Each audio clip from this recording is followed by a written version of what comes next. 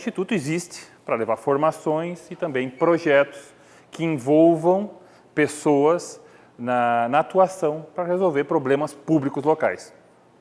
Formando elas, capacitando essas pessoas para agirem por meio do poder público ou mesmo as organizações e indivíduos também, que possam entender das técnicas, dos meios, dos processos para resolver problemas públicos locais. Esse é o nosso mote, a ideia que permeia as ações do Instituto. Nós tivemos no ano passado algumas que foram mais voltadas até para a formação de vereadores, falando de processos da política pública, do ciclo de política pública, como ele funciona. Claro, com as limitações do online e tudo mais. Agora, graças a Deus, a gente vai voltando e, se Deus quiser, a gente volta de forma mais efetiva, completa, no decorrer do tempo. Porém, esses temas que a gente vai tratar a partir de agora, nessas formações que ele vai trazer, são temas um pouco mais amplos e que não parecem tão técnicos. São questões assim de background, de imaginário, de mentalidade social.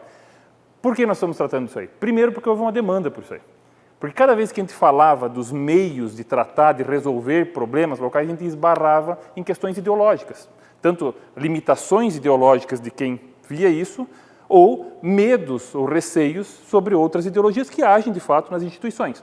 Então, as pessoas, como esse tema sempre vem à baila, o tema de ideologia, a situação atual das instituições, a crise da democracia, como elas funcionam, o limite do Estado Democrático de Direito, e seja lá como for, como isso sempre vinha à tona, esse tipo de questão, nós temos que tratar isso aí.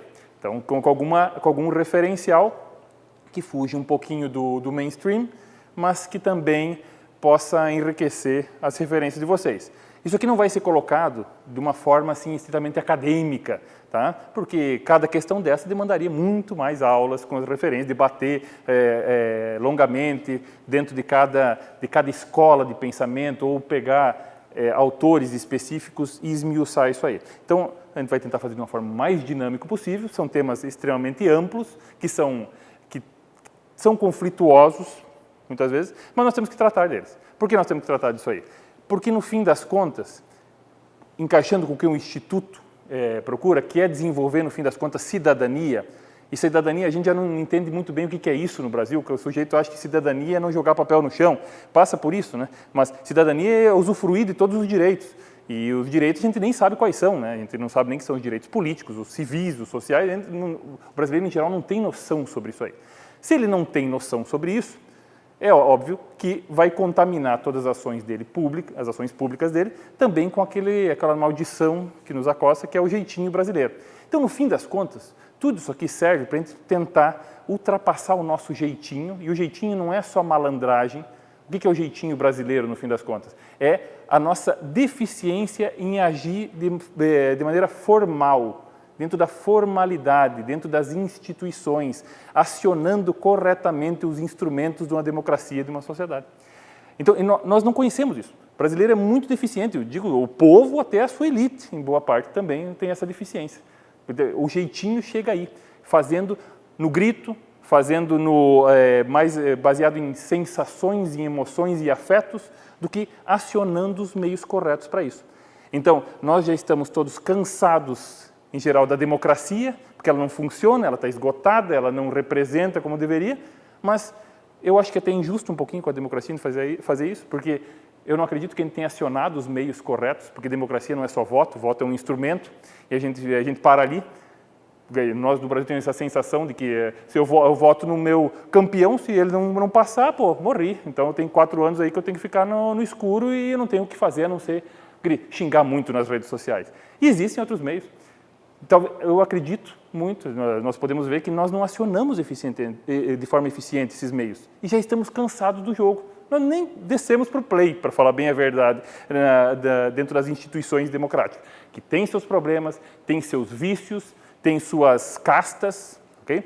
Mas nós também temos que saber conduzir os nossos valores até as instituições. E esse é um processo que não se ganha simplesmente numa manifestação, numa eleição, ou num movimento qualquer. Isso é um processo que ele tem que ser legitimado, e nós não entramos, de fato, nessa luta legítima, de formalizar os nossos valores para com eles preencher as instituições. Esse é o jogo. Depois que a gente jogar esse jogo e falhar, a gente pode ter essa sensação de recessão democrática, que alguns autores tratam dessa maneira. Então, nós temos que chegar nesse ponto. Então, a formalidade, conhecer os instrumentos, ativar eles de forma correta, e por isso que uma das formações do Instituto que nós vamos retomar esse ano e fazer é o de advocacy, que é justamente a ideia do lobby de interesse popular. O Brasil não sabe, o brasileiro em geral não faz o lobby corretamente, e a gente tem inclusive essa palavra desgastada, como se fosse simplesmente um jogo de interesses mesquinhos e ilegítimos, mas não é. Tá? Nós vivemos defendendo os nossos interesses, só a gente não defende do jeito certo, nas instâncias certas e da maneira eficiente. Então, esse é um treinamento que nós devemos ter. Nós temos que conhecer esses meios, os caminhos institucionais para poder evoluir, para a gente saber jogar esse jogo como ele é feito. Então, pensando nisso, foi feita essa formação, que na verdade são 8 aulas, são 4 módulos, não precisa assistir todos, vai ter outras pessoas que vão querer vir em outros módulos, e agora a gente está com um público limitado. Os outros serão feitos na parte da manhã, o próximo vai ser dia 8 de maio, tá? Ainda nesse tema ideologia, mas depois a gente vai passando para algumas outras áreas. Como agora vai ter uma ideologia, hoje nós vamos falar um pouquinho sobre essa ideia mais direita e esquerda, de uma forma mais simplificada, a gente vai ver porque essa simplificação tem sua utilidade, mas também tem muitos problemas em tratar dessa forma. No sábado, dia 8/5, nós vamos falar de uma questão bem viva no mundo inteiro, sobretudo no Brasil, que é a diferença entre conservadorismo e progressismo, não criando espantalho sobre isso e nem demonizando um lado e outro, entender a racionalidade por trás dessas mentalidades, para inclusive saber se elas estão batendo com as nossas ações, se a gente não simplesmente vestiu uma camisa de torcida, ou a gente está colocando esses valores em prática mesmo, não está sendo incoerente com eles, se ainda tem um valor na realidade isso aí. Depois nós vamos falar mais 2 aulas sobre ordem, poder e mudança social, ou seja, o que nós podemos fazer, ultrapassar um pouquinho essa outra parte, que é uma mentalidade tacanha do brasileiro, que é que Roberto Campos, economista liberal, falava que a gente acredita na magia negra institucional, que nós fazemos uma lei e daí vai mudar as coisas, por causa de um papel escrito, não é assim. Existe toda uma base social e cultural que ela pode ser ativada, pode ser mudada, mas existem formas também de se agir aí. Depois vamos falar, sim, do Estado de Direito, das instituições, dos processos, das relações institucionais, os limites e potenciais de se agir nelas. Temos 2 aulas sobre isso, com um referencial teórico assim, amplo, okay? Não é totalmente fechado com uma área ou outra. E, no fim, mais 2 aulas, lá para frente, depois eu vou passar para vocês, inclusive tem um papelzinho ali para vocês colocarem o número de vocês, que a gente vai mandar no Instituto as datas, outras ideias que o Instituto está trabalhando e tudo mais, fala da política de ressentimento. E o ressentimento é uma das mais contundentes forças políticas hoje no mundo. É ele que move muitas pessoas, inclusive. Então, não são programas, não são agendas, é mais a energia está toda em ressentimento. Eles podem ser legítimos ou não, mas a gente tem que saber tratar deles. Tá? Tem que saber conduzir, fazer com que, eu sempre falo, eu sei que é uma frase batida, mas todo esse calor virar um pouquinho de luz também, né? Senão a gente fica gerando isso e não vai a lugar nenhum. Mas muito bem, a nossa questão aqui, que é um tema bem amplo mesmo, e tem gente que vai dizer que isso aí não tem mais sentido falar hoje, tá? Sobre ideologia ou tudo mais, mas talvez tenha.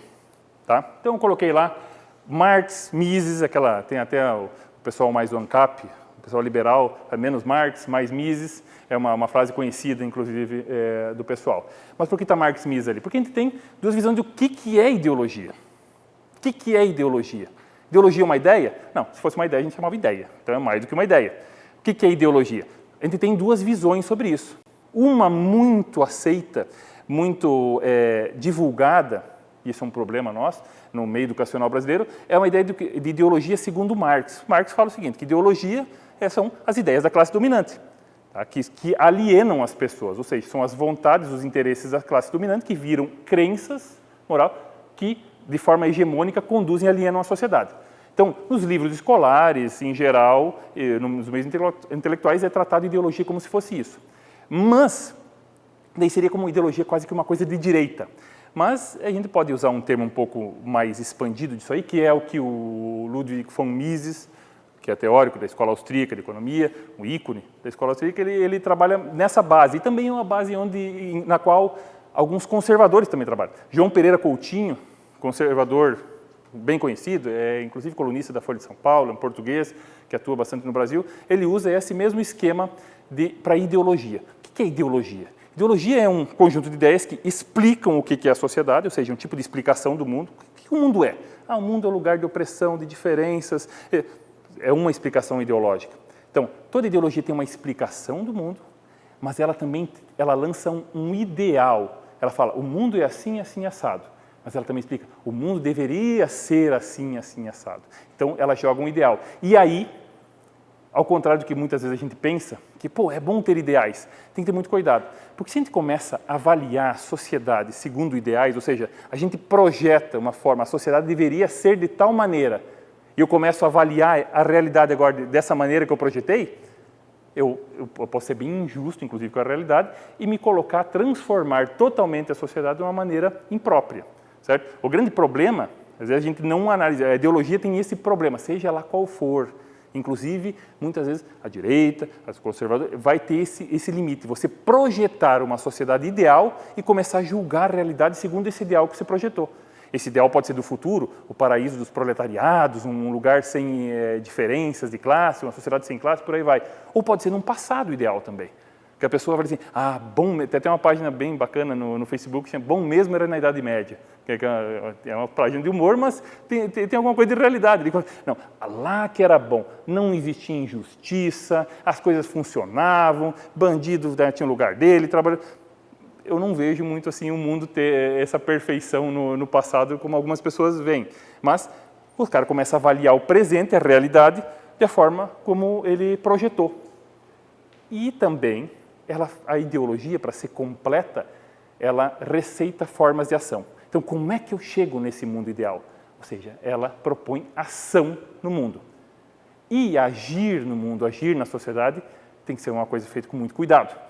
Porque senão, você faz engenharia social.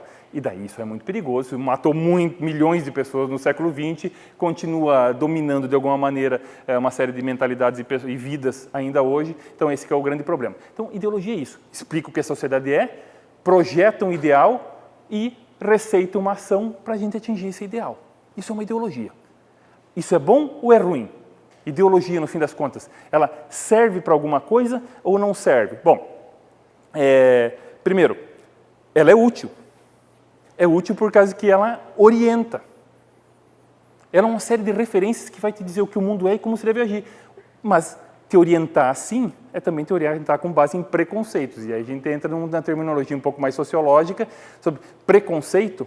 Não é assim aquela coisa horrorosa que geralmente a gente usa para esquematizar alguma coisa. Preconceito é a base da nossa vida, da nossa ação.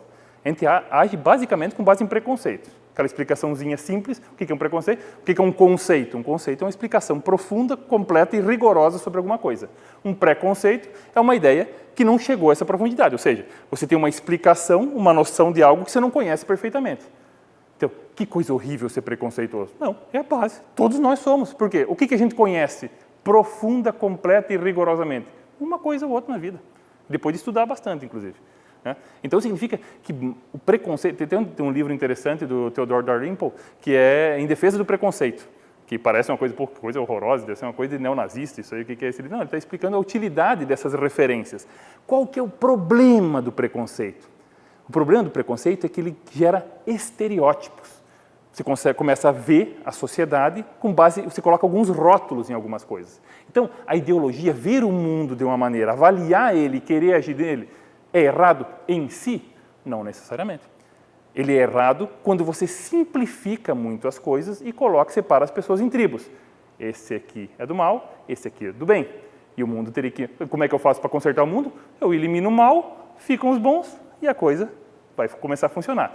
E isso é um pensamento, um tipo de mentalidade que ataca, que atinge, na verdade, várias formas de mentalidade. Tanto a direita quanto a esquerda. E quando eu faço aqui uma crítica tanto à direita e à esquerda, pelo amor de Deus, eu não estou falando para vocês, bom mesmo é ser do centro. Absolutamente.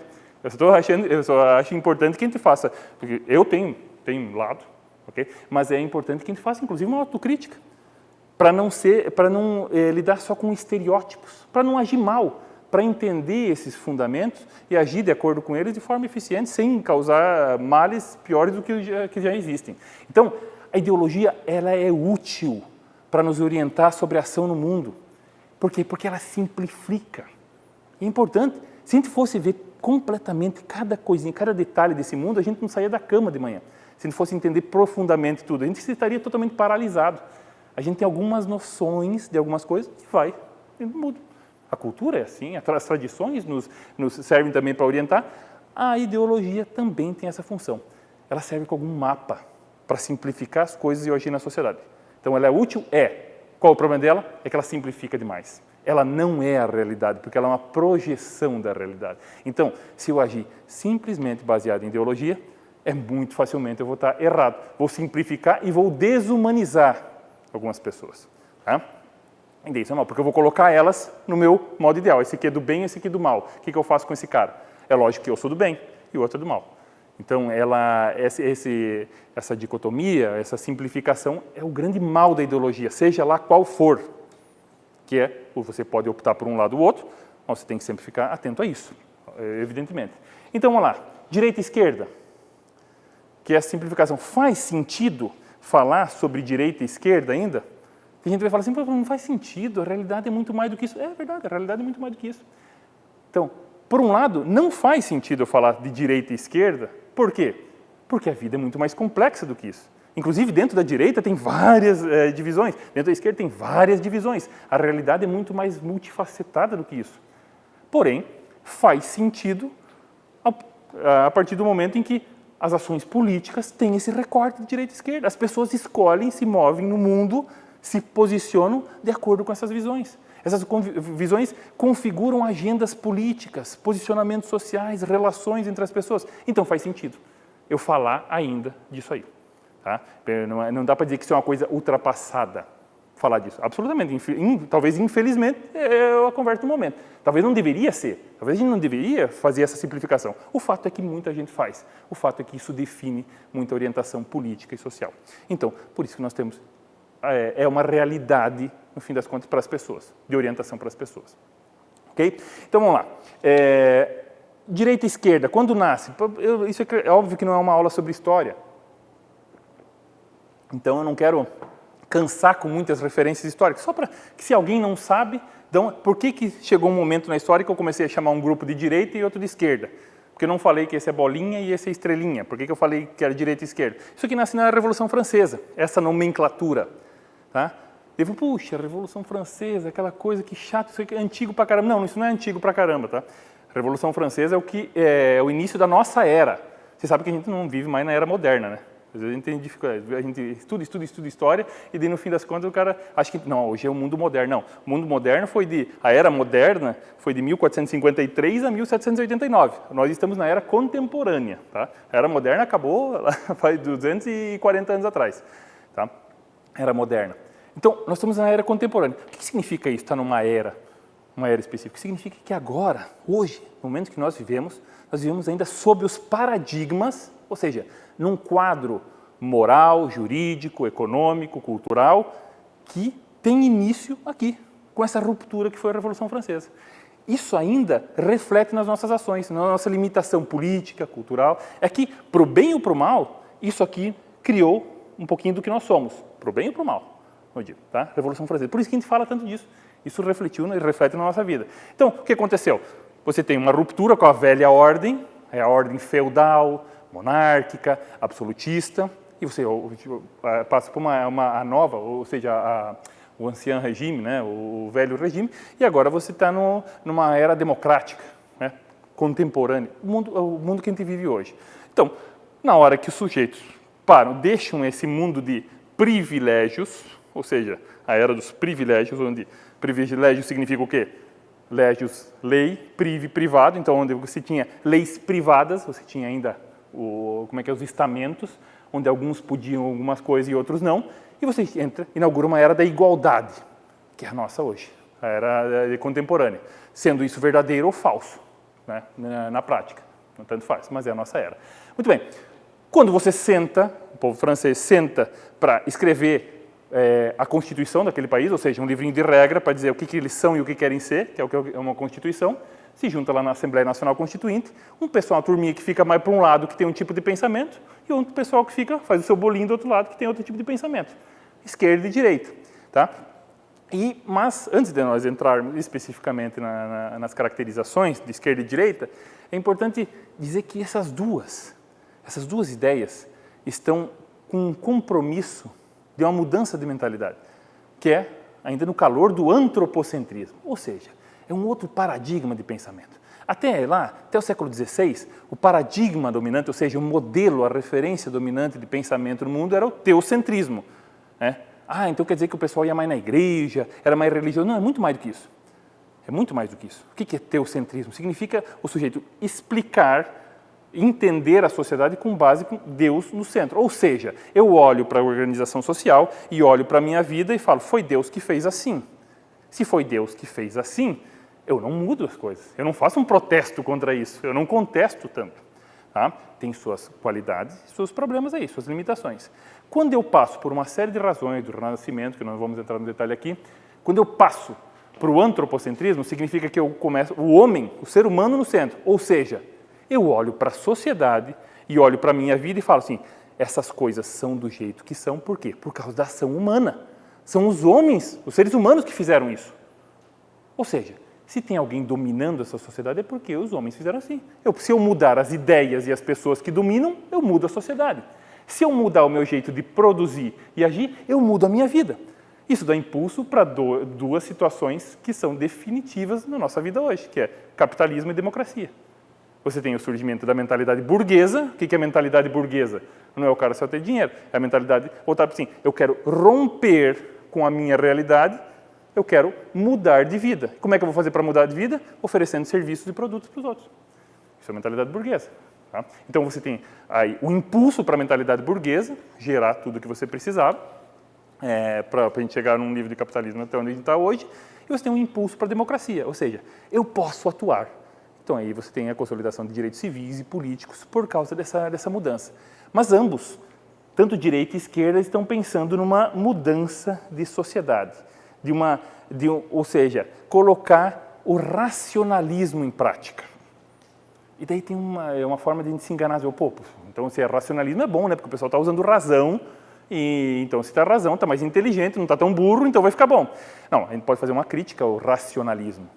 Porque o racionalismo tem o racionalismo esse iluminista, que se chama, ele tem duas características básicas. Ele é cético e ele é otimista. O que isso significa? Esse mundo racionalista do iluminismo, para cá, significa que as pessoas começam cético, contestam a verdade, contestam tudo que está aí, talvez a gente possa mudar todo esse mundo, e um otimismo na razão humana. Eu posso mudar o mundo, eu posso reorganizar esse negócio chamado sociedade. Eu posso usar alguns instrumentos e consertar o que eu vejo como problema. Não é maldade, mas talvez extrapole a capacidade de alguns grupos humanos dirigir a sociedade. Aí que pode morar o perigo. Então, basicamente, aqui, nessa situação, você tem um conflito de visões. O que no fim das contas é ser de direita ou ser de esquerda? Tá? Na verdade, são mentalidades diferentes sobre o que deve orientar a ordem social. Não é necessariamente ser comunista, não é necessariamente ser capitalista. Não, é mais profundo do que isso, que vai ter, na base de análise cultural e econômica, esses reflexos. Mas, no fundo, ser de esquerda é um tipo de mentalidade que fala assim, a verdade, não existe verdade absoluta. Okay? A esquerda é, por natureza, duas coisas, materialista e construtivista. Ou seja, não existe uma verdade, não existe revelação. Esse negócio de Deus é uma criação para um pouquinho domesticar os homens, a gente tem instituições todas baseadas nisso, mas não é isso. A verdade é construída historicamente. Essa é uma mentalidade mais básica para a esquerda. Então, a verdade é feita pelos homens. Que homens? Os poderosos. Por isso que quando você vê, eu vou usar o Marx aqui porque é o mais conhecido, mas Marx não inventa a esquerda e Marx também não inventa o comunismo e muito menos o materialismo, tá? Ele é simplesmente o principal divulgador dessas ideias e sistematizador disso, mas o mais conhecido, pelo menos. Mas então quando Marx, lembra? Quando Marx fala que nós temos que acabar com a propriedade privada e fazer uma sociedade sem classes, ele não está simplesmente pensando na igualdade econômica. Esse não é a finalidade do comunismo, absolutamente. O que Marx está falando é que ele quer acabar com a alienação, ou seja, se eu acredito que não existe nada além do mundo material, o transcendente, é uma emanação, ou seja, ele chama de superestrutura. As ideias, as crenças, a moral, as leis, são uma expressão do mundo material. Como assim? Sai voando um fantasminha das coisas e vira ideias e vira... Não. Significa que quem domina o mundo material domina o mundo das ideias. Ou seja, se eu tenho uma classe dominante, uma classe rica, ela vai alienar as outras classes. Por quê? O que vocês, segundo Marx, o que todos nós aqui pensamos não é o que nós pensamos. O que nós queremos não é o que nós queremos. O que nós cremos não é o que nós cremos. É o que a classe dominante quer que a gente creia, pense e obedeça ou deseje. Então ele fala assim, nós temos que acabar com a propriedade privada, porque você não tem desigualdade, vai estar todo mundo no mesmo nível, e estando todo mundo no mesmo nível, eu não tenho mais alienação. Eu não tenho mais como dominar as ideias dos outros. Vocês avaliam isso, se é certo ou errado, eu deixo com vocês. Okay? Mas essa é uma grande expressão da esquerda, ela é materialista nesse sentido. Ou seja, não existe verdade absoluta, a verdade é construída. Logo, se a verdade é construída, eu me boto a construí-la. Eu crio os conceitos. Eu vou mudar o mundo. Eu posso mudar o mundo. Eu posso intervir na sociedade. Não é uma ideia má, em princípio.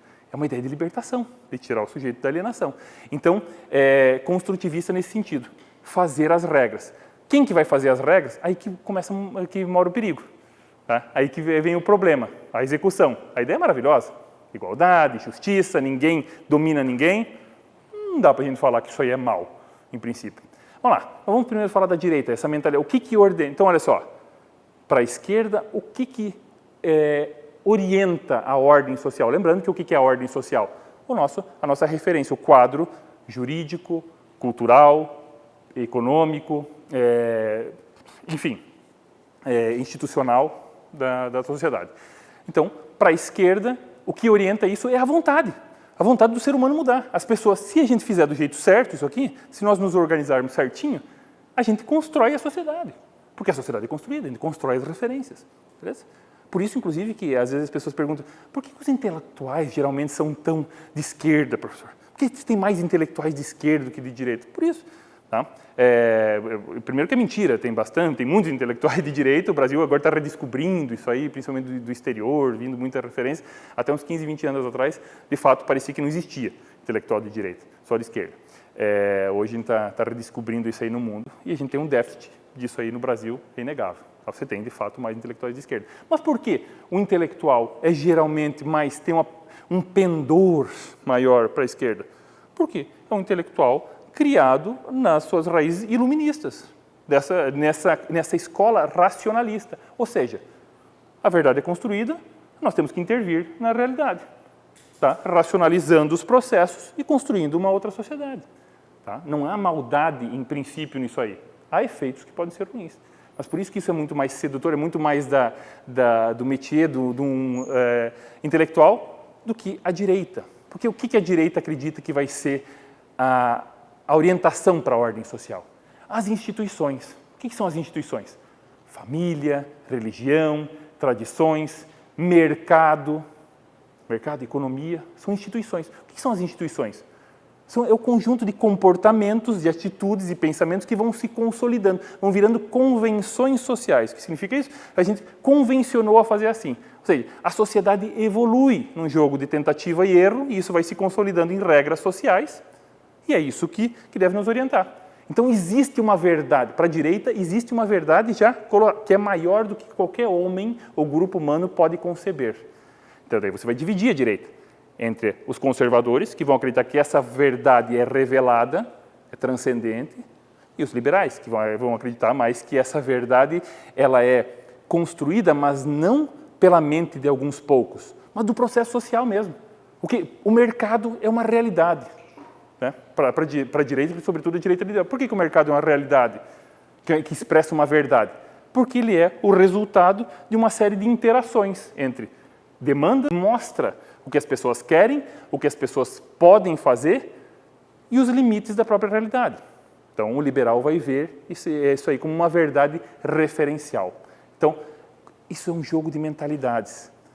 Então, veja, quando você observa hoje alguém da direita, ou se dizendo de direita, que quer eliminar o que está aí para construir algo totalmente novo, na verdade, o cara provavelmente está desviando um pouquinho dos princípios do que é ser, vai lá, de direita, que é observar o funcionamento, o desenvolvimento orgânico da sociedade. Um sujeito de direita, de fato, vai agir nos valores das pessoas que geram ações, mas não nas instituições. Vou criar instituições, vou redirecionar a sociedade, vou romper totalmente com algo para construir algo novo. Isso não é de direita.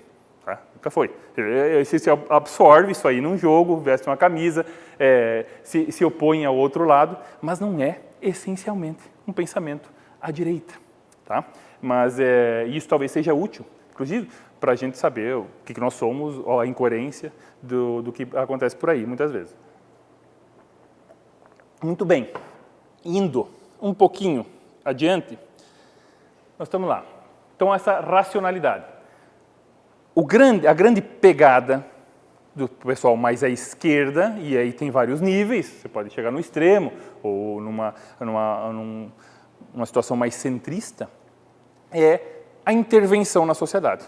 Ora, se a sociedade é construída pelas relações sociais, se a sociedade é feita pelas pessoas, isso não existe uma determinação transcendental ali, eu posso mudar isso. Então, qual que é a minha tônica?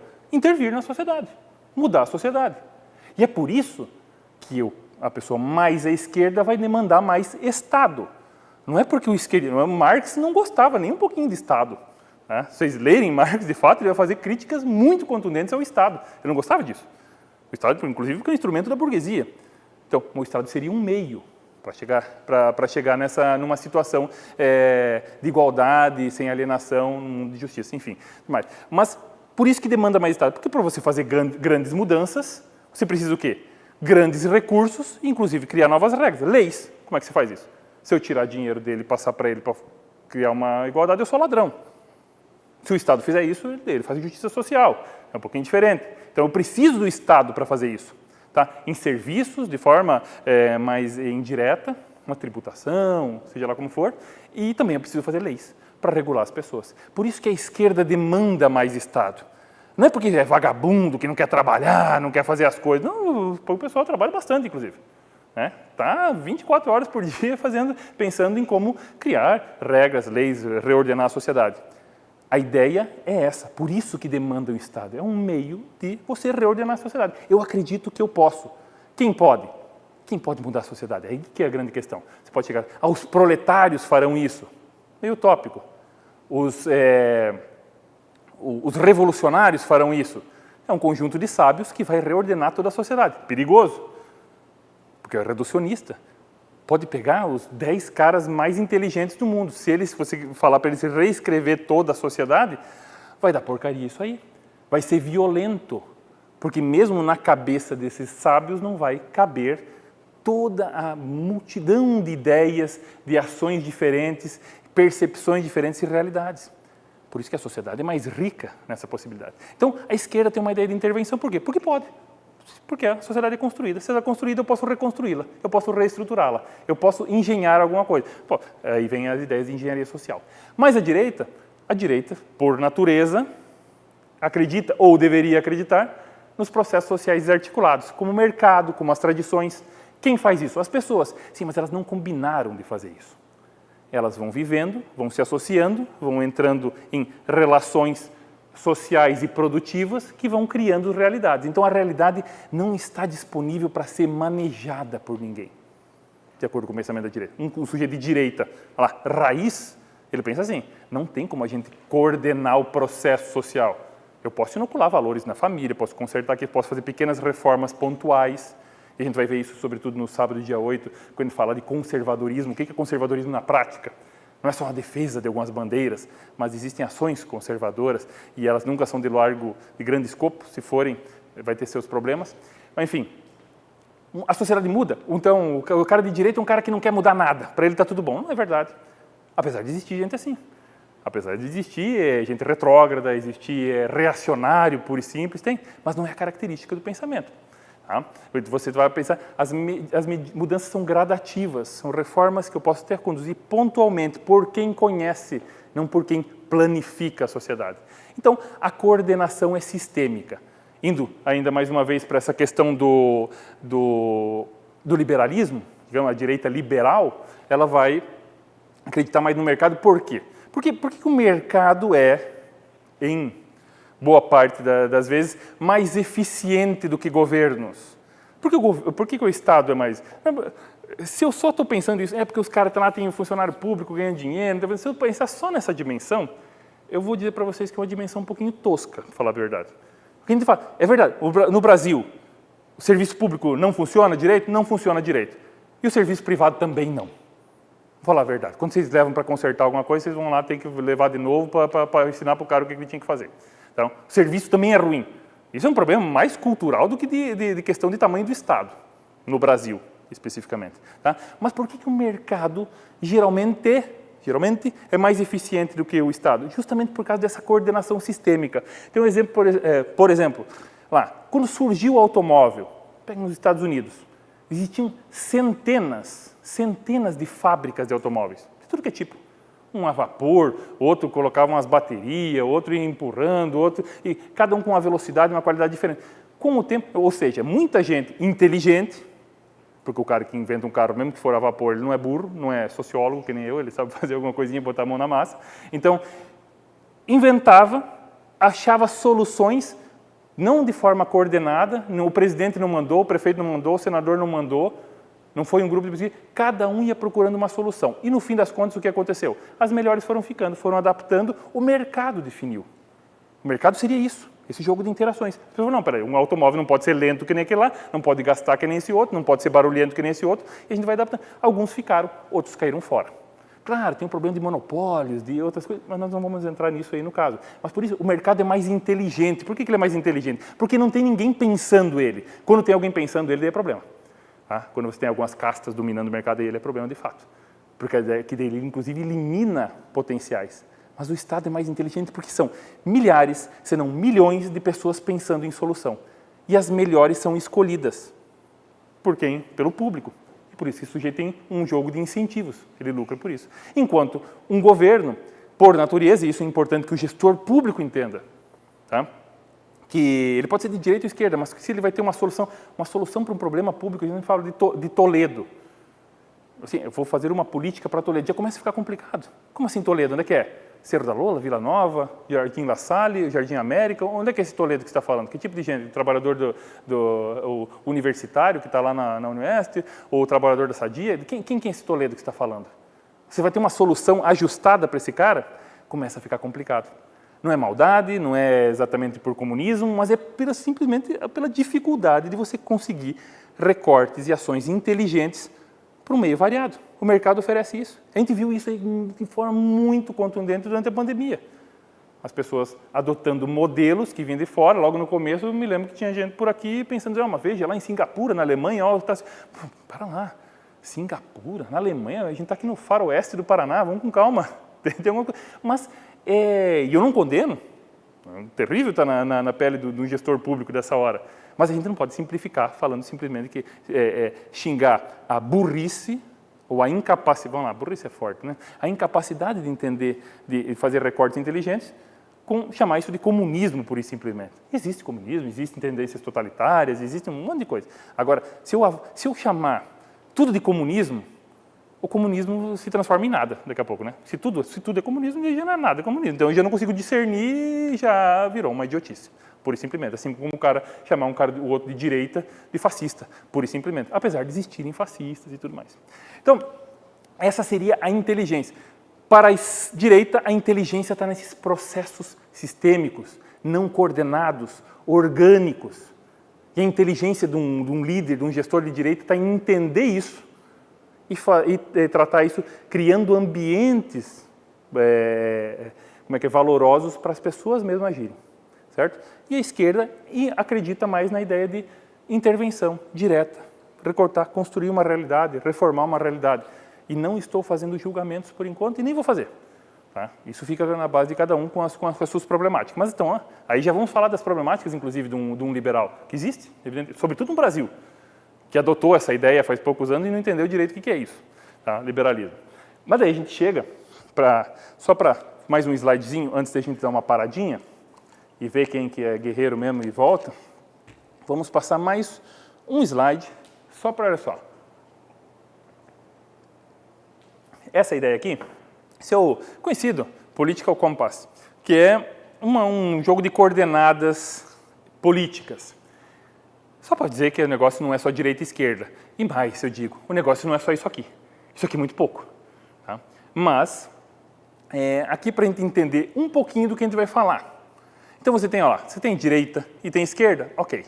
Mas você tem elas divididas também, primeiro, na sua base de análise, que é na economia ou na cultura. Veja, ponta da economia, ponta da cultura. Você tem conservadores e progressistas que estão falando da cultura, isso em termos de intervenção ou verdade revelada, construída, e você tem também na questão de economia, intervenção ou laissez-faire, né? Deixa fazer, que é o liberalismo. E mais, você não só tem a base de análise, que é ou economia ou cultura, como você tem os valores de referência, que são ou liberdade ou autoridade. Então, tem direita que gosta de autoridade? Claro que tem. Tem que saber qual é que é essa autoridade. Tá? Até que nível que ela é, inclusive, saudável. Para não degringolar num extremo que também não é saudável. Mas tem esquerda que defende liberdade? Claro que tem esquerda que defende liberdade. Por exemplo, questão de aborto, por exemplo, questão de drogas, são temas tratados pela esquerda como liberdade. Tá? E a gente vai ver, tem que ver até onde que isso vai parar. E qual que é a parte boa ou má disso aí. Muito bem, mas o fato aqui é que são esses eixos que nós temos que levar em consideração. Então, olha só, se vocês fizerem um testezinho rápido de internet, entra ali e fala teste de coordenadas políticas, façam lá. Vocês vão ver que provavelmente, às vezes, eu falo assim, eu sou de extrema-direita. Não é. Ninguém aqui dessa sala provavelmente vai estar numa ponta desses aqui. Ninguém. Tá? A gente vai estar mais ali. E não vou falar que todo mundo é centrista, não. Porque isso vai colocar questões específicas. O cara fala assim, não, peraí, eu sou liberal. O Estado é um lixo. Isso não funciona de jeito nenhum, tem que acabar. Beleza. E uma saúde pública, o que você acha? Ah, não, saúde pública, eu acho que... Opa, então você já não está na ponta lá.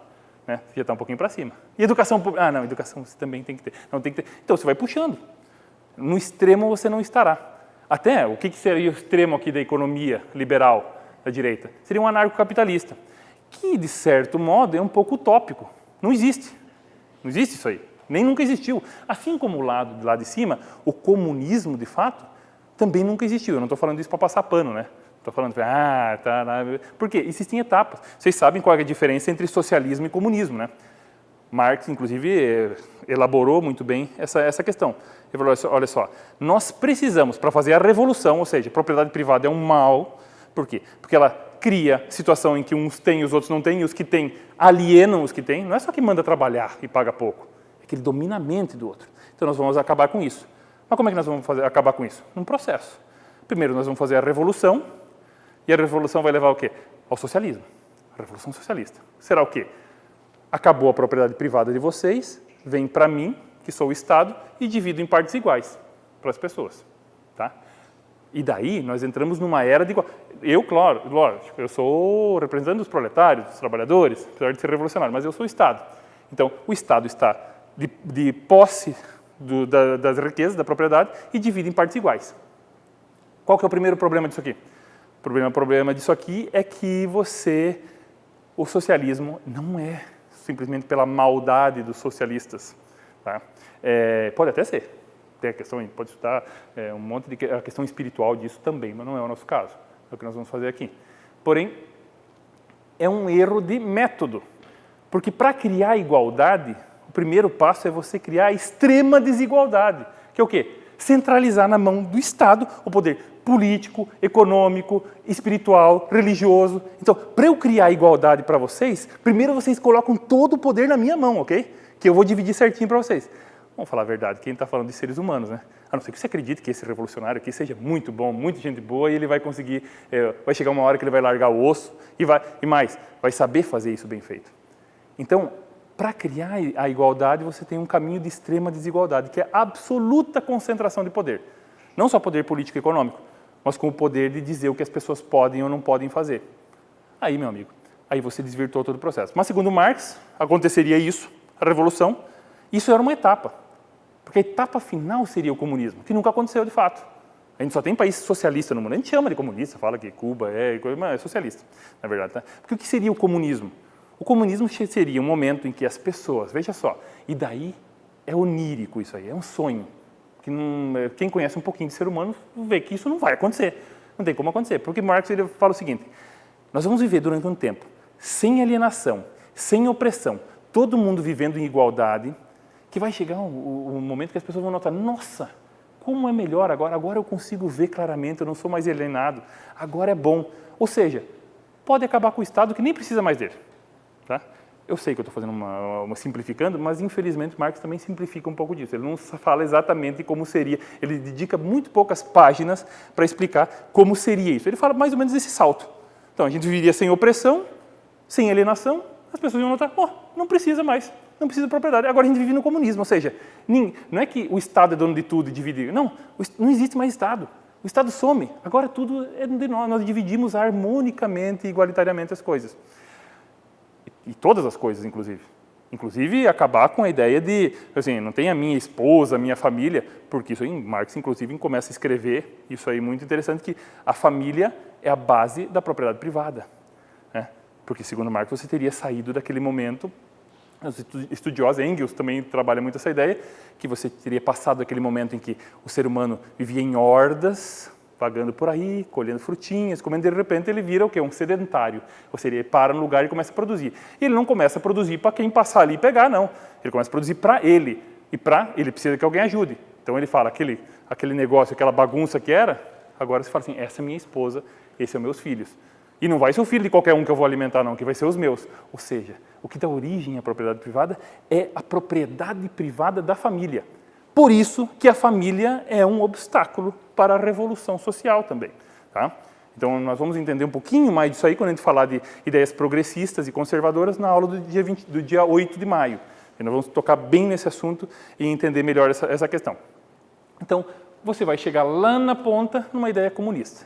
Okay? E aqui na ponta numa ideia anarcocapitalista, que também seduz muito, principalmente os nossos jovenzinhos, hoje em dia, né, o cara adolescente, ANCAP, imposto é roubo e tudo mais, só que o cara falou, olha lá na Suíça, ele falou, você já foi lá, meu amigo?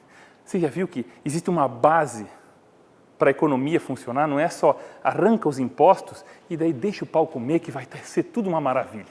A gente vai ter trem funcionando, a gente vai ter as coisas funcionando. Não é assim. É muito mais.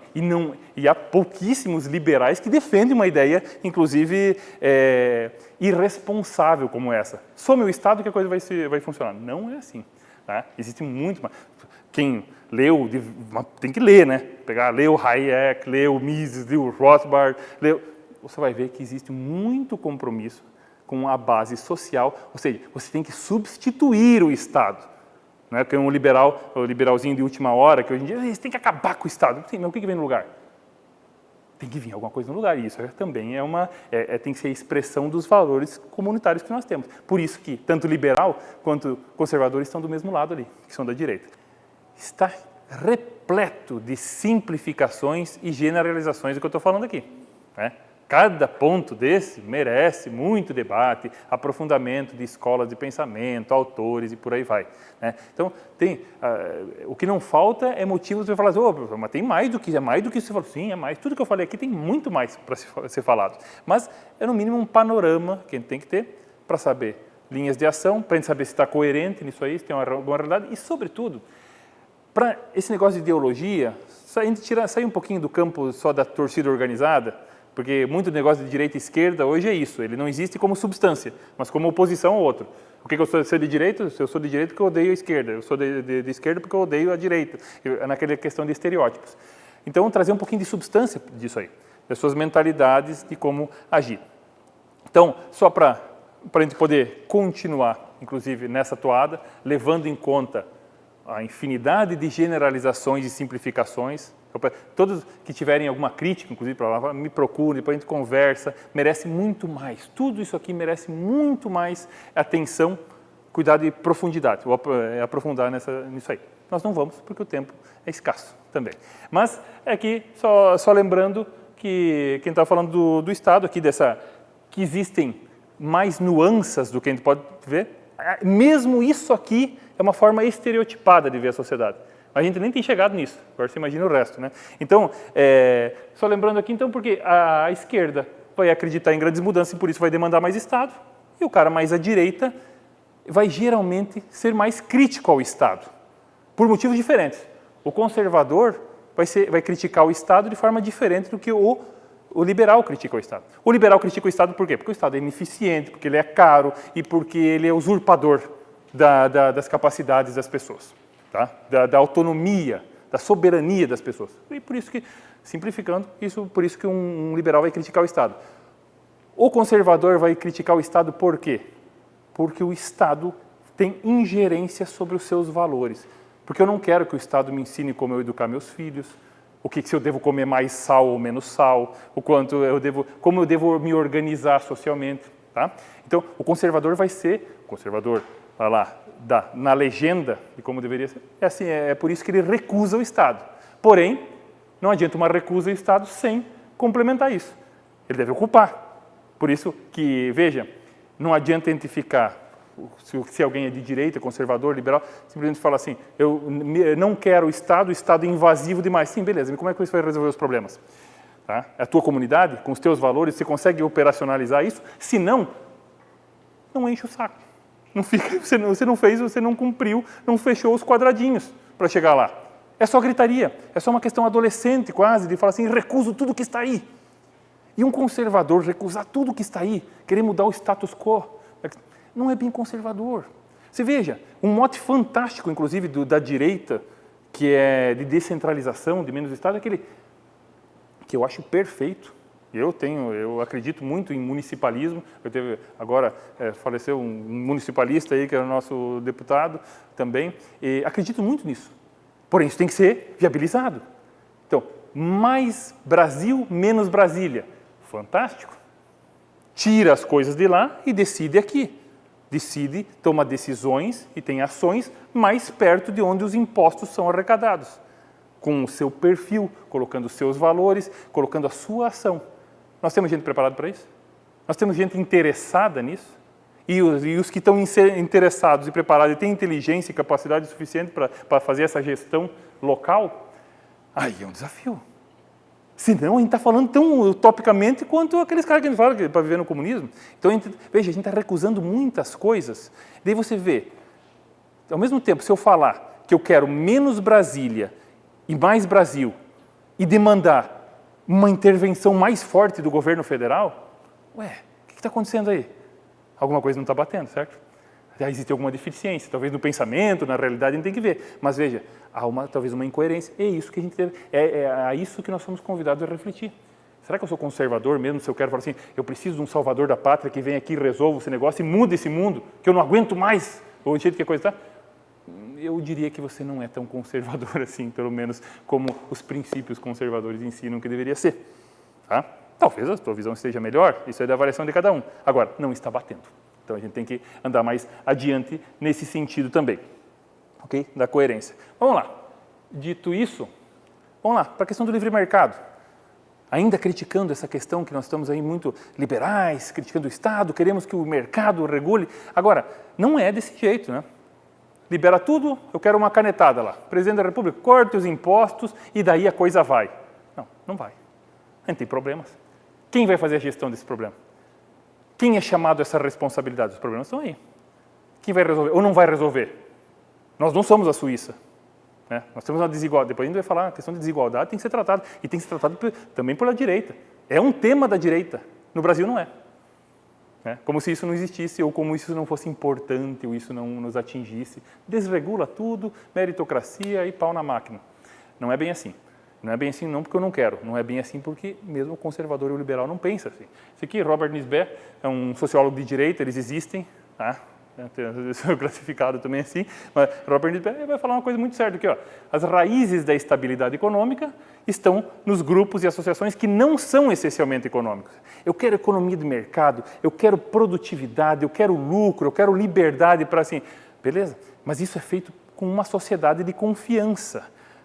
Isso é feito com cultura, com capacidade do povo se associar. Eu quero cooperação voluntária. A tua sociedade está pronta para cooperação voluntária?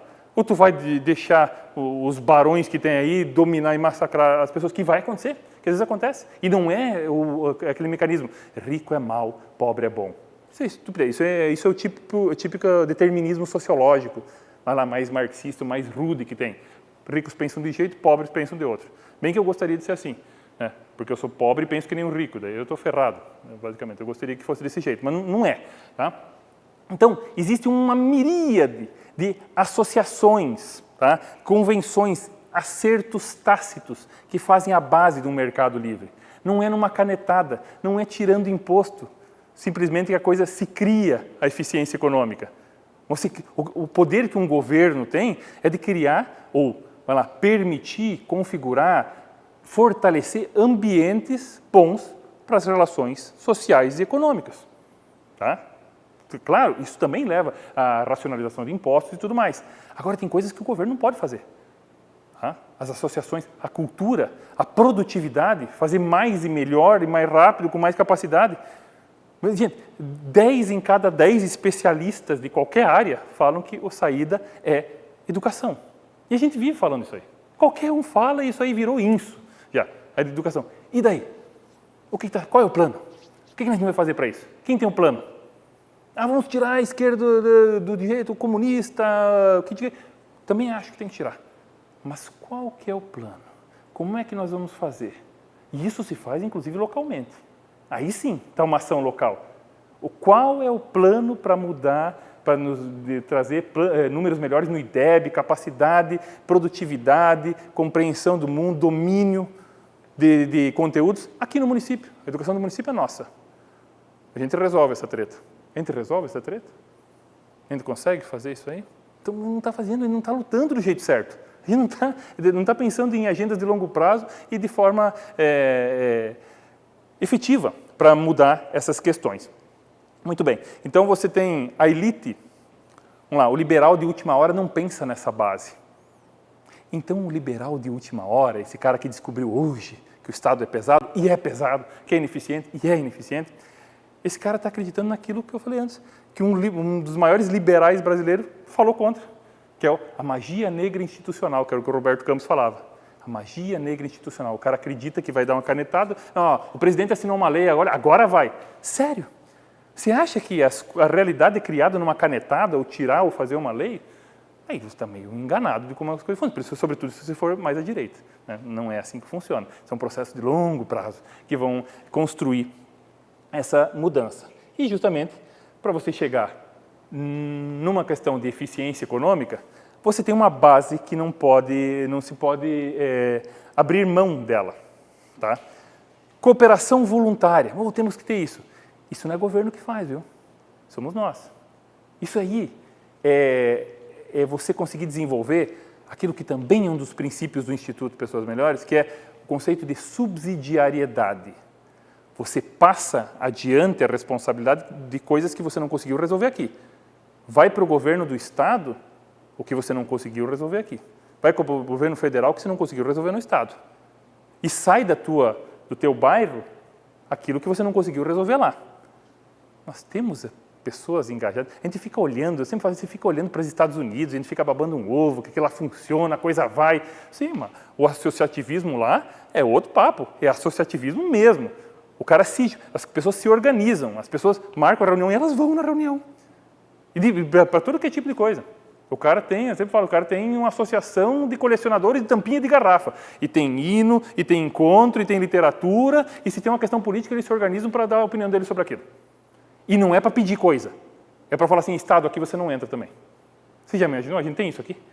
Nem deveria ter, imagina a gente criar. Então, o nosso associativismo, que é valoroso, é lutador, mas é insípido ainda. A gente não tem a cultura disso aí. A gente tem as estruturas, eu sempre falo de estruturas, eu repito, uma coisa que eu sempre falo que é de uma experiência minha, Uma vez eu fiz uma palestra em Cascavel com produtores rurais, né? Que a gente estava falando sobre a questão de invasão de terras aqui no oeste do Paraná. E estava falando, na verdade, que você precisa, que não existia uma organização completa capaz de fazer frente a uma série de incidências, vamos lá, de investidas ideológicas institucionais contra a propriedade privada no Brasil. Ok, daí chegou, acabou aquilo, só fazendeiro, viu? Só fazendeiro ali de Cascavel. O cara chegou e falou, professor, seguinte, sabe qual é o nosso problema? O nosso problema é que nós não temos organização. Por isso que não vai para frente. Deu, falei, ó, me desculpe, mas isso não é bem verdade. Sabe por quê? Então, aqui no centro de Cascavel, uma baita de um lugar, tinha lá 80 pessoas vendo a palestra, tinha representante da polícia, tinha... Lá na frente, eu falei, aqui na frente tem 4 secretários, vocês têm revista institucional, vocês têm site, vocês têm a cadeira em associações, federações, confederações, vocês chamam o deputado aqui, o deputado vem, vocês falam como é coisa... O que é organização? O que significa esse negócio de organização? Ele ficou lá, Organização você tem, você não tem agenda, você não sabe o que fazer. Você quer que o deputado vai... O deputado quebra essa para nós. O que você tem é o número de um tomador de decisões no teu celular. É isso que você tem. A estrutura não é usada, ela não é preenchida com agendas. Agendas o que são? São planos no tempo, de forma organizada, que são capazes de inocular valores que são operacionalizados. A gente não sabe, não tem ideia. E eu não estou falando do povo, eu estou falando da elite. De quem produz, que eu, na minha visão particular, acho que é quem deve ajudar a planejar a sociedade, tá? Que é quem pensa em longo prazo, é quem vai perder, quem está um pouquinho acima, tem responsabilidade social. Nós não temos. É muito deficitário, é difícil compor essa agenda e até ter essa ideia de relações institucionais, que deveria ter. Falta pra caramba esse tipo de coisa. Então, cooperação voluntária, sou contra um Estado centralizador? Legal, bacana. Então você vai descentralizar. Como é que você vai descentralizar? Por isso que a gente estuda história. O Brasil teve momentos de descentralização.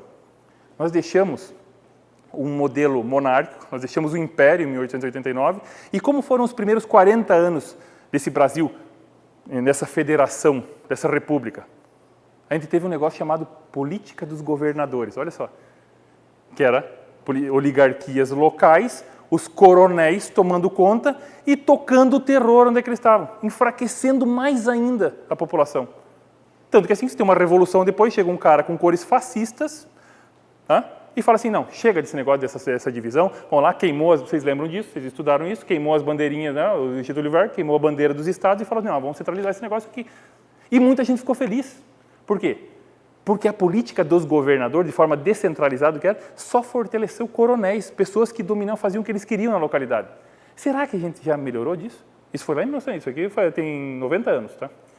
Será que a gente melhorou isso? Será que a gente tem elites locais com pensamento correto, capacidade e vontade de ter as suas agendas recortadas com o pessoal capacitado para fazer agendas, para fazer políticas descentralizadas? Talvez não. E talvez até o povo nem queira isso. Talvez daqui a uns dias a gente volte a queimar a bandeira dos estados, porque os governadores não... E eu não estou defendendo, eu estou falando da história. Veja como as coisas se repetem. Tá? A gente querendo, não, salve, o governo central nos salve dos nossos líderes locais. Isso aconteceu na nossa história, a gente faz prova disso aí. Vocês passaram no vestibular por causa disso, a gente fez prova desse negócio, a gente esquece, né, dessas coisas. Né? Nossa história de descentralização é péssima. Mas por quê? Porque nós não preenchemos os espaços com agendas, com responsabilidade, com elites também preparadas. Elite é gente capacitada, tá? Não é só quem tem dinheiro, é também. Né? A gente não, é muito difícil a gente despender, pegar a elite e convencê-la de que você tem que usar de forma sistemática o recurso de tempo, dinheiro e pessoas para valores. Eu sempre digo, sempre critico a questão, olha só, as nossas cooperativas, nós estamos numa região do mundo singular, não tem nada para ir no planeta. Próximo do que a gente tem aqui num raio de 300 quilômetros, você tem as maiores cooperativas que já existiram. E um dever da cooperativa, dever de princípios lá da Declaração de Manchester, que é educar, informar e formar os seus associados. E não é para veneno, defensivo agrícola, não é para questões técnicas. Não é para isso. É sobre educação, sobre cidadania. para levar, dar capacidade disso que eu estou falando aqui, de relações institucionais. É um dever das cooperativas. Eu não estou falando que as cooperativas estão fazendo por mal isso aí, porque às vezes não sabem. Uma das nossas missões é isso. Você tem públicos cativos, você junta lá o sujeito, vai lá o Sicredi, o Sicob, sei lá, junta o sujeito para ouvir um balanço de fim de ano, que pensa uma coisa chata, você junta 1000 pessoas, cara, para ouvir. E você conseguiu passar algum valor a mais, organizar pessoas ali? Mas tudo bem, não é só para ouvir o balanço, o cara ganha um talher, aquele negócio para carregar prato também é um negócio sedutor, né? A gente também vai lá por causa disso. Mas é um poder fantástico de juntar gente e está sendo subutilizado. Tá? Então, nós vamos ter cooperação voluntária contra o Estado centralizador quando? Quando a gente tenta acabar com o Estado centralizador? Não, quando a gente tiver cooperação voluntária. É aqui. Você não tira, não começa pelo telhado o negócio, poxa. É muito óbvio. Só que o problema disso aí é que isso aí não vai ser feito numa eleição, não vai ser feito numa manifestação, não vai ser feito num grupo de WhatsApp. Vai ser demorado, vai ter que ser consolidado, vai ser desgastante. Você vai direcionar recursos, teu tempo, teu dinheiro para isso. E não é da nossa cultura, nós temos que mudar isso. Nós precisamos de pessoas melhores nisso aí também. Ordem social. Né? O que é? Você tem que mudar isso aqui, a realidade compartilhada. Só vai ter... Olha, eu estou falando de eficiência econômica. Não existe eficiência econômica se eu não tiver uma associação ali de... Vai lá, produtores rurais. É gente que produz, que alimenta o Brasil e parará, parará, parará. E de quando eles se juntam, sério, é para pedir alguma coisa para a prefeitura? Ou para eles resolverem, talvez, os problemas deles também. Tem inteligência ou é para demandar só? Aí não dá. Aí não vai ser dessa maneira. Você não vai, então, criar eficiência econômica sem as pessoas se responsabilizando por aquilo que elas podem. Quer dizer, vocês sabem que o ser um cidadão, você tem o dever de participar. Quem pode tem o dever de participar com a sociedade. Né? A gente desgastou muito isso aí. A nossa ligação, a ligação da elite com a sociedade. A gente vai ver bem isso aí quando a gente for falar de democracia, crise da democracia, que o mundo inteiro passa. A democracia ficou desacreditada por quê? Porque teve uma elite burocrata lá, muito dissociada do que o povo pensa. Aí não representa mesmo, mas a gente vai ver isso com muitos detalhes e talvez seja a aula mais importante que a gente vai ter nessa formação. Então, esses valores comuns, adequar essas tensões. Uma sociedade rica, o Brasil tem tudo para isso aí. Faz 140 anos que as pessoas vêm falando. O Brasil, o país do futuro, tem tudo para isso aí. Por quê? Nós temos diversidade. E por que é bacana a diversidade? Porque tem opções, porque é mais rica em opções. Mas a gente chegou também por estímulos ideológicos a separar em grupos essa sociedade até um ponto que você não consegue mais que isso seja produtivo. Mas a gente vai falar isso mais no dia 8. Tá? E competência dos indivíduos. A gente tem que ter sistemas que funcionem para isso. Você aproveitar essa miríade de planejamentos setoriais que são estribados nessa capacidade de quem conhece as próprias circunstâncias. Não planejamentos gerais, mas essa coordenação sistêmica de uma realidade social onde as pessoas atuam de fato e diretamente. Então, só vai ter eficiência econômica, não vai ser com nenhuma lei. Pode colocar qualquer pessoa de ministro da economia, que agora, ou não colocar ninguém. Se eu não tiver essa base aqui, não foi eu que inventei, tá? Isso aqui é base, inclusive, de pensamento liberal. Isso aqui é Hayek, tá? Prêmio Nobel de Economia de 74. Tá? Mas o nosso liberalzinho atual, o cara acha que cobra menos imposto, meritocracia, quem conseguiu, quem não conseguiu, dane-se. No liberalismo não é isso, tá? Existe sim quem pensa assim, mas eu não posso ter o pensamento liberal mesmo com essa base. Para eficiência econômica eu vou ter que ter esse tripé aí, senão não vai. E daí a gente chega num assunto que nós temos que tratar. Professor, você está falando aí, mas a direita está pensando em processos descentralizados, em a coisa funcionar assim ali, mas o Brasil tem desigualdade social. E é sério. E uma coisa que eu sinceramente não aceito é quando o cara fala assim, não, desigualdade social é uma coisa que acontece, uns vão ter mais porque trabalharam mais, são mais eficientes, outros vão ter menos. Não é bem assim. Tá? Não, evidentemente que não é bem assim. É claro que não é a questão de, eu tenho que equalizar tudo, tirar de um lado e colocar no outro, mas desigualdade social é um problema. ela tem o seu lado bom quando? E aqui eu estou usando a referência, sobretudo, do Angus Deaton, que foi também prêmio Nobel agora em 2016, 2017. Tem um livro interessantíssimo, que quem se interessa no tema sobre desigualdade social, além de Peter Bauer, esses caras mais Branko Milanovic, que são os grandes autores sobre desigualdade social no mundo, o Angus Deaton vai falar, tem o livro A Grande Saída. O que ele está falando aí? A grande saída da pobreza. A desigualdade pode ser interessante porque ela pode estar revelando uma saída. Porque isso é um problema. No país, no Brasil, nós temos um certo predomínio ideológico que as pessoas fazem grandes seminários, livros e estudos falando assim, quais são as raízes da nossa pobreza? O que é idiotice. Por quê? Porque todas as sociedades são pobres no começo. O natural do ser humano é não ter nada. Então nós temos que estudar uma forma das raízes do enriquecimento, do desenvolvimento. Mas não, a gente tem quase como uma linha acadêmica no Brasil, uma construção de um sumário de culpas. Por que a gente não é bom? De quem é culpa disso aí?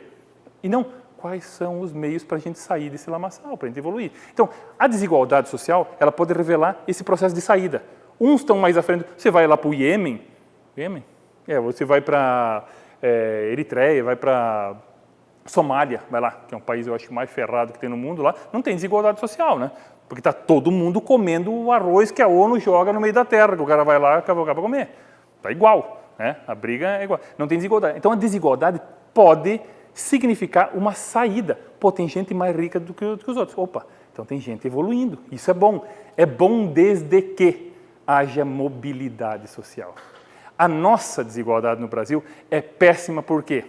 Porque você pode trabalhar muito, pode tentar muito e vai ficar patinando. O normal é não dar certo nesse país. Né? O normal é a coisa não acontecer. Então, a nossa desigualdade social, ela é muito problemática porque, bom, existem estudos, eu não vou ficar falando aqui de cabeça números, mas assim, cerca de 40% da nossa população entra e sai classe C e classe D em questão de um semestre para o outro. Com a variação aí de anos e anos isso acontecendo. Não sei, e a gente tem lá a classe de 5 mil para 4 mil para 3 mil. Bom, o auxílio emergencial mostrou isso. Então, nós temos mobilidade social. Não, o sujeito está trabalhando hoje para comer na semana que vem, não tem recurso nenhum, não tem reserva nenhuma, a gente não tem poupança nesse país. Então, é muito instável. O caminho da mobilidade social, de melhorar, é muito incerto nesse país. Então, essa desigualdade, ela causa instabilidade, ela não projeta um futuro onde que a pessoa possa conquistar mais. Então, desigualdade social, ela tem o seu valor quando ela revela uma evolução da sociedade, uma saída das pessoas da pobreza, e quando ela também é um estímulo e uma realidade de mobilidade social. Senão é problemático. Senão você vai criando o quê? Veja, a direita, conservadores, liberais estudavam desigualdade na década de 40, 50. Agora não. Parece que o cara fala, desigualdade. O negócio se tem uns que têm mais e outros têm menos, o negócio é estimular os que têm menos a ter mais. Como é que você estimula? A gente tem que ter um pouquinho de responsabilidade no que a gente fala também, né? Então, se a desigualdade é tão grande que as pessoas vivem em mundos completamente diferentes, a ordem social está em perigo. Quem é conservador, quem é de direita, tem que pensar nisso. Porque você criou guetos, então você criou muitos micro-organismos sociais que vão prejudicar o sistema. Se o sujeito, ainda mais no mundo, você entra em valores aqui. Eu sempre falo o seguinte, se tudo na vida é ter dinheiro, se o sentido da vida é ter dinheiro, e isso aí nos atinge de todos os lados, a gente quase não consegue fugir disso aí. Vida boa é quando você usufruiu, quando você consumiu alguma coisa. Se o cara não tem dinheiro, se ele não tem acesso a algumas coisas, é porque ele tem uma vida que não vale a pena. Se ele tem uma vida que não vale a pena, é anomia, meu irmão. Taca ali o pau, derruba tudo, mata mesmo. Se o cara não tirou o celular a tempo da bolsa, dá tiro na cara dele e acabou. Acabou.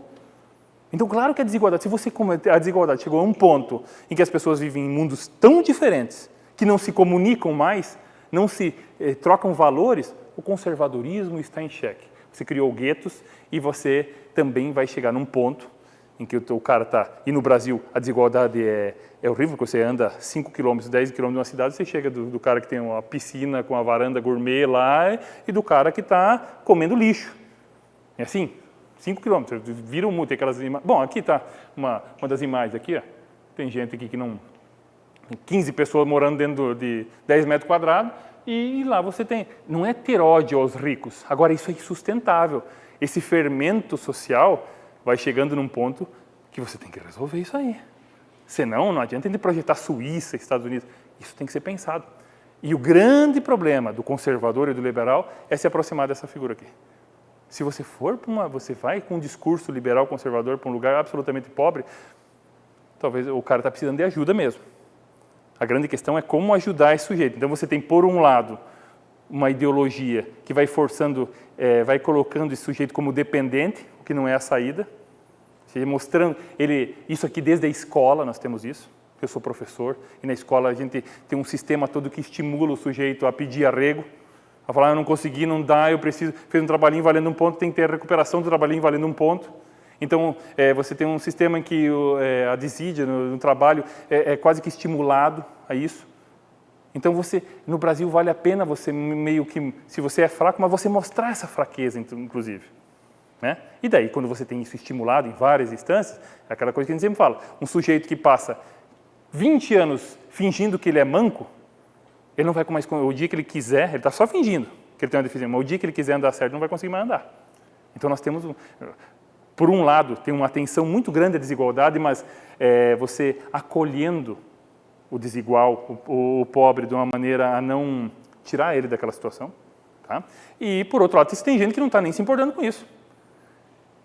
Qual que é o grande problema da desigualdade? É quando você chega na situação onde os ricos, puramente, simplesmente, dominam com as suas agendas, dominam o governo, que é a plutocracia, você tem um distanciamento muito grande entre classes e você tem baixa cidadania. Ou seja, não vale a pena. Você tem aquela camadona embaixo da sociedade e o cara fala assim, não tem nada para eu defender nessa sociedade. Isso aqui está uma droga para mim. Se pintar a revolução, meu amigo, eu vou quebrar tudo mesmo. Porque está insuportável. E não adianta ele fazer discurso e falar assim, mas ele não deveria pensar assim. O fato é que ele já está pensando assim.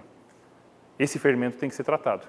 Tá? Porque vai chegar nesse momento, inclusive isso vai criar uma... Se o liberal não pensar nisso, por assim, o sujeito tem cidadania muito baixa, ele não tem responsabilidade da sociedade, ele não tem o que defender na sociedade, porque não vale a pena essa vida que ele está levando, isso aqui, ele vai demandar o que mais? Intervenção estatal, ele vai precisar de ajuda, vai precisar de Bolsa Família, vai precisar de serviços públicos. E você alimenta mais ainda o Estado. Então, a ação inteligente, minimamente inteligente, de um cara de direita, conservador ou liberal, é prestar atenção na desigualdade. Porque se ele não prestar atenção nisso, ele está permitindo que uma camada enorme da sociedade precise, sim, do Estado. E daí? E daí você vai ficar fazendo discurso, seminário liberal, faz um canal no YouTube para falar que não deveria ser assim, mas resolver o problema não vai. Então, tem que ter essa inteligência. É um problema para ser resolvido. É um problema de quem da esquerda? É um problema de qualquer pessoa. Porque isso aí não é só uma questão de justiça, isso aqui vai matar a gente. Tá? Isso aqui mata a gente, essa questão de desigualdade. Tem a questão moral toda envolvida, a gente vai falar isso no dia 8. Já que eu fiz uma crítica aí à direita, volto também mais uma crítica a essa ideia estatista ou coletivista. Tá? Qual que é o grande problema? Para a gente ver essas mentalidades. Então, os defeitos nas mentalidades e as qualidades delas também. Então, qual é o grande defeito que eu falei até agora de um pensamento mais da direita liberal? É não investir nessas relações de base. É o cara querer governo federal. Não, se o nosso cara ganhar o ano que vem as eleições, aí os nossos valores vão estar... Não vai, nem pode ser assim, gente. E nem pode ser assim. Eu vejo gente, às vezes, defendendo, tinha que dar mais poderes para nós. Sim, beleza, daí o ano que vem é o cara que você não gosta ganha. Ele tem mais poderes, e daí? Ah, não, daí a gente vai para a rua. Não vai, né, cara? Então, não é assim que a coisa funciona. Então, você tem que... O investimento, não é ficar falando, o investimento da direita é nas relações orgânicas, de base, nas instituições sociais, família, religião, tradição, mercado, que seja, mas para que seja feito de uma maneira certa. O problema de um pensamento mais de esquerda, mais estatista, é justamente esse, de querer administrar todas as instâncias da sociedade. E esse é o grande mal. O cara ser de um partido ou de outro, tem muita gente na direita que, quando imagina solução social, imagina em administrar a sociedade. Eu tiro daqui, eu coloco aqui, esse aqui eu prendo, esse aqui eu faço. Claro que tem gente que tem que prender mesmo, mas que é bandido, no caso, né? Estou falando em questão política, isso aí. Mas o cara estava jogando a sociedade, pensando em como administrar a sociedade.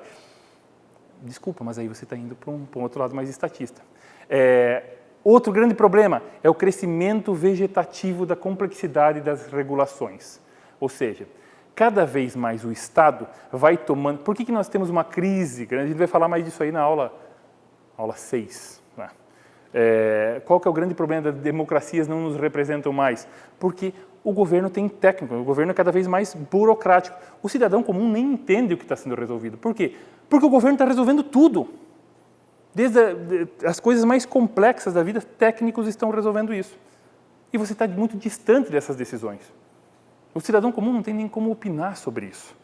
E como eu falei antes, a gente está decidindo se o cidadão vai comer mais sal, menos sal, que horas ele sai, que horas ele entra, como ele cria os filhos dele, se vai ter leitura, não vai ter leitura, se ele pode ler Monteiro Lobato, que tinha uma coisa meio errada lá, o cara estava falando, nós vamos ter que cortar essa parte de Monteiro Lobato, seus filhos não lê também. Então é uma hiperregulação. Então esse é o problema do Estado. Quando você, não é o Estado, quando você não tem soberania, quando nós aqui não temos soberania para resolver os nossos problemas, porque a gente não quer e não sabe, o Estado vai tomar conta, vai resolver os problemas. Porque a tua paróquia não resolveu o problema. O Estado vai. O que acontece? Você tem lá um exemplo que eu gosto de dar, por exemplo, que acontece aqui em Toledo, né? O sujeito tem fogos de artifício. Tem meu filho autista, tem meus cachorros lá, quase morrem quando tem fogo de artifício. O que eu quero? Mas eu tenho um vizinho lá que, olha lá, palmeirense, flamenguista, está com sorte agora, está ganhando muito, é foguete toda hora. E o que eu faço? Eu vou lá na prefeitura. Eu quero que faça uma lei para impedir o meu vizinho de soltar fogo de artifício. Sério? Você não vai resolver com o teu vizinho isso aí? Você não tem uma associação de bairro? Você não tem um líder religioso comum para você conversar com ele? Você está fortalecendo o Estado. Você quer que o Estado... Eu não estou entrando no mérito da questão, mas você quer que o Estado regule isso. Você saiu da tua casa e diz, o que é aquele? E você fica xingando o político. Os políticos se metem em tudo. Você que quer que eles se metam em tudo? Porque você não quer se meter em nada? Porque você quer xingar muito no Twitter, quer xingar o prefeito de São Paulo, estando aqui em Toledo, enquanto não resolve os seus problemas. Não ocupou espaço, não substituiu as questões. Então, a tecnocracia, ela vai crescendo por causa disso. Especialistas vão resolvendo os problemas que nós abrimos mão de resolver. O Estado é invasivo? Mas em boa parte porque nós não temos um povo que queira resolver seus problemas. Tá? Não são nem os governantes que são maus, mas é o nosso problema também. Daí vai ter um distanciamento dessa realidade popular, porque são técnicos, e um dia a gente pode fazer uma aula justamente sobre isso, o problema do especialista, tem livros fantásticos sobre isso, especialistas tomando decisões, pode ser problemático isso aí. Diminui o nosso gosto pela soberania, nós mesmos resolver o problema, porque isso aqui tem atrito, é árduo, é difícil, você arruma inimizade, tira teu tempo, você tem que diminuir a série da Netflix para ir lá e debater, e conversar, e impor os seus valores. Então deixa para o governo. Daí o cara fica chorando por causa de governo, de Estado. Não dá, né, meu amigão? Tem um pouquinho de lógica, tem que usar aí. Então, você tem uma demanda crescente por proteção. Você quer que o Estado te proteja. Você quer que ele decida. Por quê? Porque você não está disposto também a entrar nessas brigas e é muito mais fácil esse meio do campo. É mais fácil que o Estado, inclusive, tome conta dos seus velhos, né? Que ele pague a aposentadoria do que você tomar conta dos teus pais. Né? Que é como sempre foi. Então, um grande problema do Brasil também, a Previdência também é isso, porque nós também terceirizamos essa questão. Claro que não é por isso que nós temos um rombo de Previdência, mas veja, isso foi enfraquecendo cada vez mais a nossa ligação com a nossa responsabilidade com os nossos filhos, com os nossos velhos. O Estado tem que arrumar uma escola para ele aqui, ele tem que arrumar uma aposentadoria para ele lá, o remédio para ele aqui. E eu vou abrindo mão. Sabe quando o Estado pesa mesmo. É claro que vai pesar. Isso aí tudo custa. Não, você não vai fazer, você não quer fazer, você não se organiza, paroquialmente você não faz isso. Então o Estado vai tomar conta. Então o estatismo tem um problema assim, que é reduzir a soberania dos indivíduos. Como é que a gente retoma isso? Aumentando o gosto pela soberania dos indivíduos e a capacidade deles se organizar e resolver problemas. Senão, não vai rolar, pura e simplesmente. Mas já vamos acabando aqui. Aqui tem um pouco de coisa. Então, até mesmo o liberalismo, botar todas as apostas nisso aí, é um problema. Porque, veja, o mundo, de fato, evoluiu, criou riquezas, começou a resolver problemas. Isso aqui é um pensamento bem do homem moderno. Aquela história, né? Tempos difíceis criam homens fracos, que viram tempos difíceis de novo, que demandam homens fortes e tudo mais. Então, nós chegamos num momento em que pela própria natureza da nossa economia capitalista, do planejamento, dos estados nacionais, conseguindo planejar e resolver problemas, nós chegamos num ponto em que dá para resolver tudo. É possível. E isso tem um impacto enorme na nossa mentalidade, que o homem, o ser humano médio, não aceita mais a dor, o problema, a tragédia. Veja, hoje em dia não existe mais tragédia, né? Não existe mais acidente. Alguém é culpado. Se alguma coisa ruim acontecer, alguém tramou isso, sei lá, num laboratório, ele é mau, Então, sério, o mundo sempre foi feito de tragédias e acidentes, agora, mas nós temos uma sensação, todos nós aqui, temos uma sensação que nós conseguimos dominar essa realidade. Né? Porque a gente conseguiu dominar muita coisa, a gente conseguiu dobrar a natureza, a gente conseguiu fugir da fome e da escassez em muitos graus. Tá, o mundo, eu estou falando dos últimos 30 anos, boa parte por causa da China, lá, que todo mundo está mais ou menos se alimentando lá. Então, o número de pessoas passando fome no mundo diminuiu de uma forma absurda, tá, nas últimas décadas. Nós chegamos a um ponto, então, que a sensação que nós podemos, de fato, controlar a realidade. Nós somos menos tolerantes a incômodos. E a gente vai querer intervir, e a gente vai querer resolver os problemas. E qual que é a grande questão aí? Que as conquistas da humanidade, de uma sociedade que se organizou, trabalhou e tudo mais, elas iam acontecer de qualquer forma. E a gente deixa de valorizar essas bases, aquelas instituições, família, religião, moralidade. Então, isso tudo começa a parecer um incômodo. Nós temos que mudar isso aí também. Tá? Nós temos que flexibilizar mais e mais isso aí, para não parar mais o progresso. Então, a nossa mentalidade, todos nós, sendo de direita e esquerda, ela foi um pouco dominada por esse racionalismo nesse sentido. E nós temos que ter cuidado com isso, tá? Para não querer conduzir processos sociais num passado ponto e por aí vai. Então nós estamos descartando, um grande mal do mundo está descartando essas bases que permitiram o sucesso. O próprio liberalismo faz isso em alguns momentos. E ele vai pensar em grandes mudanças de novo. Então aquilo tudo, o liberalismo que vai lá, impulsionou o capitalismo, produtividade, maior acesso a medicamento, alimento, seja lá o que for, tá? Melhor qualidade de vida, maior expectativa de vida, tudo isso também começa a destruir, no fim das contas, as próprias bases. Aquela ideia que o que é a mágica do padeiro, né? O Adam Smith começa com essa história, né? O padeiro, ele não está nem aí se você é bom, se você é mau, ele não está pensando em você, ele quer vender pão. E é maravilhoso, porque ele vai lá e faz pão. Se você fizesse, não ia dar certo, ele te cobra umas moedinhas, você compra o pão, aquilo funciona. Agora, se chegou um ponto em que a única coisa que te interessa no padeiro é o teu dinheiro, se você cair morto aqui, o padeiro passa por cima e vai fazer o pão dele e não liga para isso, opa, tudo aquilo que era bom, de produtividade, de enriquecimento, de divisão social do trabalho, começou a ficar ruim. A gente chega numa situação de anomia, que a gente vai ver lá nas últimas aulas. Okay? Então, nenhum desses quadrantes é seguro. Sou conservador, sou de direita, agora estou seguro, porque eu estou do lado bom, não estou querendo dominar. Calma, que isso aí tudo é muito instável, essa verdade da realidade. E daí nós vamos chegando aqui, para tentar acabar exatamente na hora, de eu ter uma atropeladinha no fim, mas uma frase de Hayek, né, que eu já citei antes. Então, isso aqui é muito importante para os nossos tempos, principalmente para nós que estamos pensando aqui em resolver problemas públicos, em sermos mais atuantes, tá? Em agir na sociedade, melhorar a nossa vida. Nós jamais vamos evitar o abuso do poder se não nos dispusermos também a limitá-lo de um modo que também impeça o seu uso ocasional para fins benéficos. O que significa isso? Países totalitários conseguem resolver alguns problemas de forma muito mais fácil. Por exemplo, considerando que é um exemplo ruim porque causa polêmicas, mas considerando que um lockdown funciona um pouquinho, tem um impacto, digamos, na transmissão do vírus. Um país totalitário consegue colocar todo mundo em casa. Trancou, pronto, acabou. Que maravilhoso! Saúde pública, menos gente morrendo, menos fila da UTI. Joia! Mas olha só, é um grande poder depositado na mão de alguns. Isso aí é um exemplo extremo, mas se a gente ficar pensando que conseguimos, de vez em quando, nós temos que pensar que nós vamos ter que resolver nossos problemas e não terceirizar. Quero um salvador da pátria, quero que o governo federal faça isso ou faça aquilo e eu não vou resolver meus problemas. Sério, então você está entregando soberania, meu amigo. Então, daqui uns dias, talvez não seja o teu presidente, seja um outro que você odeia. E ele vai ter poder para resolver problemas. E o poder do Estado resolver problemas significa que ele vai ter dinheiro, que é seu, disponível, e ele vai ter ingerência com leis que foram feitas para que lei serve? Ou para te proibir ou para te obrigar a fazer alguma coisa. Então, mesmo essas visões, que é o mais importante dessas visões ideológicas que nós temos, é essa esperança de que tudo possa ser resolvido por uma instância superior. Grandes mudanças são, de fato, dessas mudanças, dessas instâncias superiores. Então, esse é o grande desafio. Quero mudar tudo?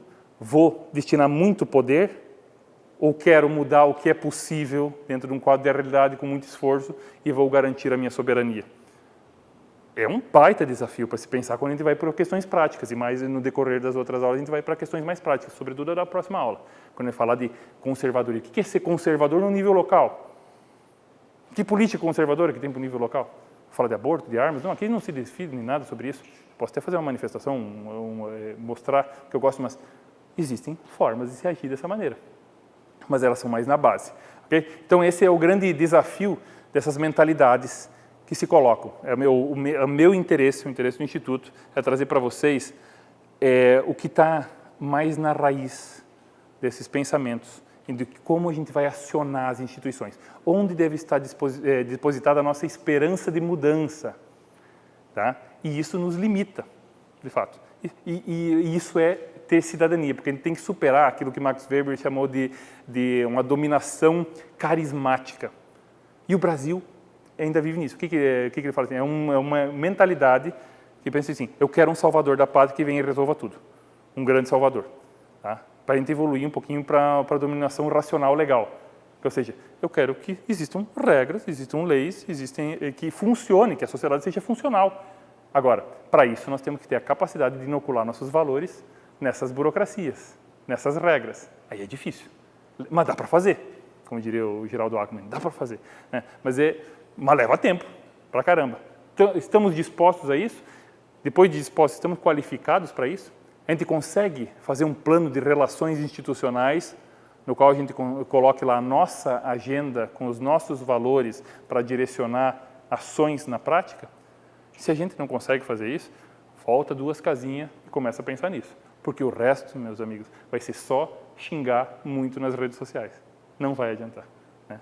Ou vai alimentar um monstro que nós queremos fugir dele, né? Dando mais poder ainda para isso. Então, basicamente, é uma visão, como eu falei, um outro ponto de vista sobre ideologias, mas é importante a gente ter essas referências.